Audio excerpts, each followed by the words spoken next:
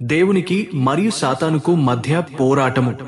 బుద్ధిగల కన్యక తన దీపములో నూనెను కలిగియున్నది, మరియు ఆమె తన దీపమున శుభ్రపరుచుకొని మరియు దానిని వెలిగించెను.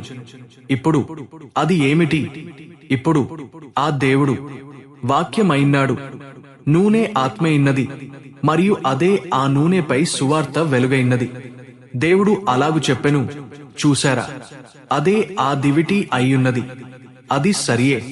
నూనె ఆ దివిటిలో దీపములో ఉన్నది, మరియు దానిని మండించుచున్న ఆ అగ్ని వాక్యము ఏమి చెప్పుచున్నది అను దాని యొక్క వెలుగును ప్రతిబింబించుటను అది చూపించుచున్నది. చూశారా, అదే ఆ ప్రతిబింబము.